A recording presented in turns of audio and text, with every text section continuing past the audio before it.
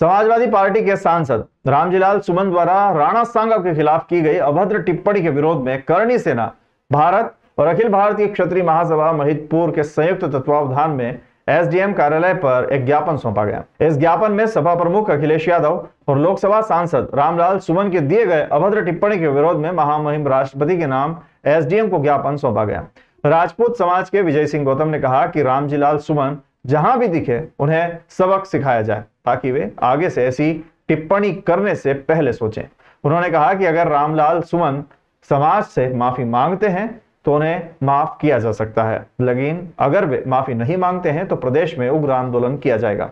इस प्रदर्शन में नारेबाजी करते हुए समाज का वर्ग एसडीएम कार्यालय पहुंचा और अपनी मांगों को रखा। करणी सेना के प्रदेश अध्यक्ष ठाकुर धीरज सिंह ने बताया कि रामजीलाल सुमन ने क्षत्रिय शिरोमणि राणा सांगा को गद्दार बताकर क्षत्रिय समाज के साथ संपूर्ण हिंदू समाज का अपमान किया है, जिसको सहन नहीं किया जाएगा। आज पूरे राजपूत समाज में बहुत आक्रोशित है। रामजीलाल सुमन जो कि सांसद है और इतने बड़े पद पर बैठने के बाद भी एक जाति समाज के ऊपर अमर्यादित भाषा का उपयोग करता है, उसके राजपूत समाज पर भत्सना करता है और ऐसे व्यक्ति को मुंह तोड़ जवाब दिया जाएगा राजपूत समाज की तरफ से। और पूरे प्रदेश में नहीं, पूरे देश में पूरा पुतला दहन किया जाएगा, इसका विरोध किया जाएगा और इसके खिलाफ जो भी आंदोलन होगा अगर किया जाएगा, अगर इसके ऊपर कार्रवाई नहीं की गई तो। अखिलेश यादव का ये सांसद राज्यसभा रामजीलाल सुमन ऐसे बेवकूफ लोगों को अगर भारत की संसद में भेजा जाता है तो वो ऐसा भाषण देंगे, ऐसा अपना कमेंट करेंगे, ऐसा अपना वक्तव्य देंगे राज्यसभा में, ये कभी किसी को भी आशा नहीं थी। पूरा राजपूत समाज महाराणा जो हमारा संग्राम सिंह है, जिनको कहते हैं राणा सांगा जी के नाम से जिनको जाना जाता है, वो हमारे राजपूत समाज के एक अभिमान है, एक हमारा गौरव है।